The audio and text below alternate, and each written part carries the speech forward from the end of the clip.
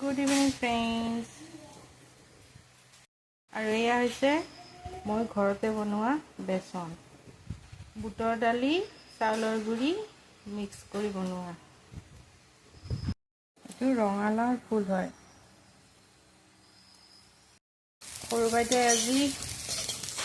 সয়াবিনৰ তৰকাৰী খাই বোলে সেইকাৰণে কেইটামান সয়াবিন এনেদৰে ভাজি লৈছোঁ তৰকাৰীত লাগিব আমাৰ ইয়াতে ধনিয়া পাউডাৰ জিৰা গুড়ি পাউডাৰ জলকীয়া গুড়া আৰু হালধি একেলগে মিক্স কৰি লৈছোঁ আছে শুকান জলকীয়া ইলাচি দুটা আৰু লং আৰু দালচেনি আৰু তেজপাত দুখিলা কৰি লোৱা আলু হালধি এনে দি থৈ দিছোঁ পাছত ফ্ৰাই কৰিম একেলগে কেইটামান ভাত কেৰেলা লৈছোঁ গোল গোল কৰি কাটি বাছ এয়া ফ্ৰাই কৰিম আলু ফ্ৰাই কৰি আছোঁ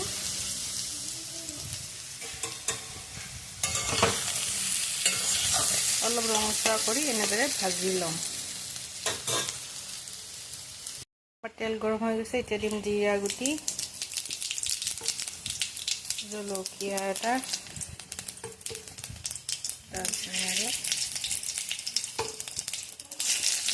গলাই থোৱা মছলাখিনি ঢালি দিম অলপ ভালকৈ তেতিয়ালৈকে মছলাখিনিৰ পৰা তেলখিনি এক্সট্ৰা এনেকৈ তেতিয়ালৈকে ভালকৈ ভাজি ল'ম মছলাখিনি কেইটামান কেঁচা জলকীয়া দি লৈছোঁ এতিয়া মছলাখিনিৰ পৰা তেলখিনি বাহিৰ হৈ মানে ওলাই গৈছে তো এতিয়া আলুখিনি আৰু সয়াবিনখিনি একেলগে দি ভালকৈ সয়াবিনখিনিও ঢালি দিম আৰু ধুনীয়া কৰি সয়াবিনে আলুৱে ভালকৈ ভাজিম যেহেতু আলুখিনি বইল কৰি ফ্ৰাই কৰি লৈছোঁ হাফ ফ্ৰাই এনেকৈ ভাজি ল'ম প্ৰায় ভাজা হৈ গৈছে মছলাখিনি অলপ পানী আছিলে ইয়াৰ ঢালি দিম আৰু এয়া ভাজা ভাজা হৈ গৈছে এতিয়া ইয়াতে পানী এড কৰিম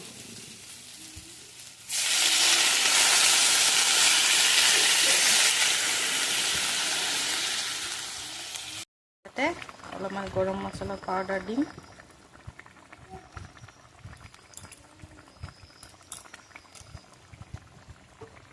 নিমখ দিছোঁ দেই ফ্ৰেণ্ডছ তো এয়া ৰেডি হৈ গ'ল মোৰ সয়াবিনৰ তৰকাৰী